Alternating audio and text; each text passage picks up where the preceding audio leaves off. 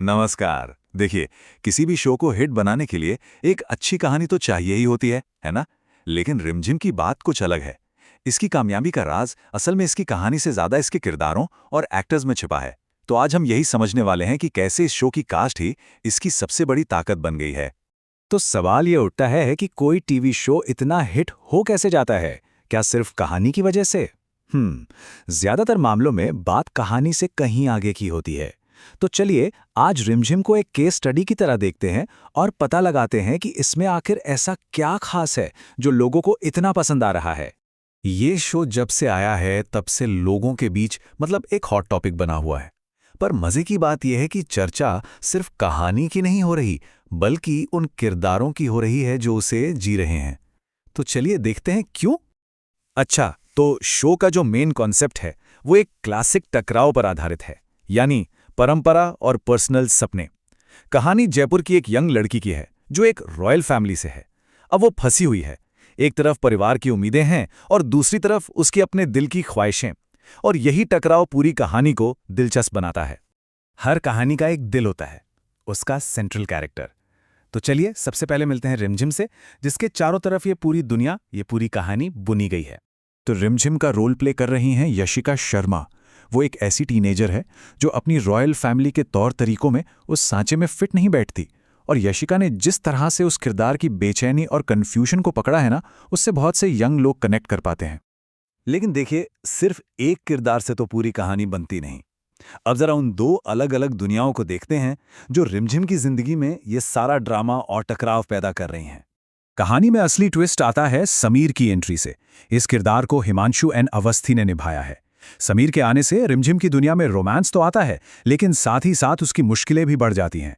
और यहीं से कहानी का रोमांटिक एंगल रफ्तार पकड़ता है।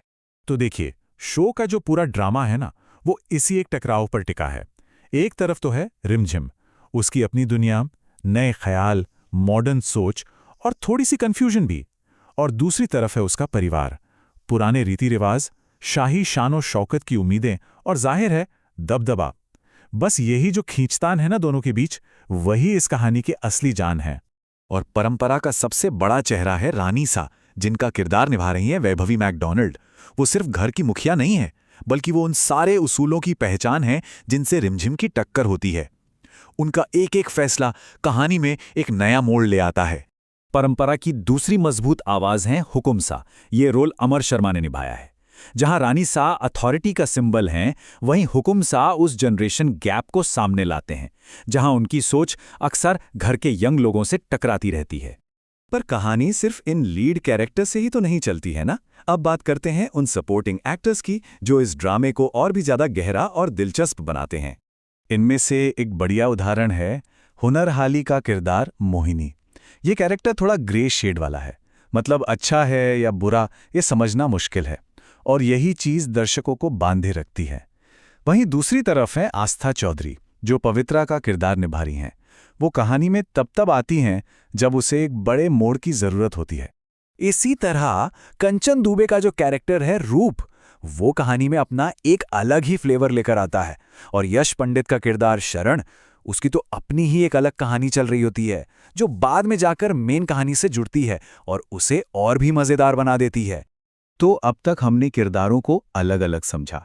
अब चलिए इन सबको एक साथ रखकर देखते हैं कि आखिर इस शो की कास्ट ही इसकी कामयाबी का सबसे बड़ा कारण क्यों है। देखिए, इस कास्ट की कामयाबी का एक बड़ा सीक्रेट है इसका बैलेंस।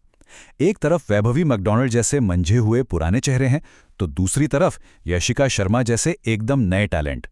ये जो मिक्स है ना, यही शो को फ्रेश भी रखता है और स्टेबल भी। पर देखिए, असली जादू सिर्फ एक एक एक्टर की परफॉर्मेंस में नहीं है।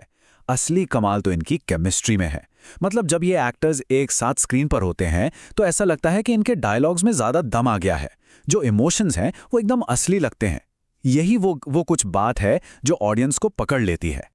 और आखिर में जो सबसे जरूरी बात है वो ये है कि इन सभी एक्टर्स ने अपने किरदारों को इतना रियल बना दिया है कि देखने वाले कहानी से इमोशनली कनेक्ट हो गए हैं। और जब लोग किरदारों की खुशी में खुश और उनके दुख में दुखी होने लगे, तो बस समझ लीजिए कि शो हिट हो चुका है। तो रिमझिम की ये पूरी बात हमें एक बहुत बड़े सवाल पर लाकर खड़ा कर देती है कि आखिर किसी कहानी को यादगार क्या चीज़ बनाती है, कहानी के ट्विस्ट और टर्न्स या फिर वो किरदार जिनसे हम दिल से जुड़ जाते हैं। रिमझिम को देखकर तो जवाब काफी साफ लगता है ना? इस पर सोचिएगा जरूर।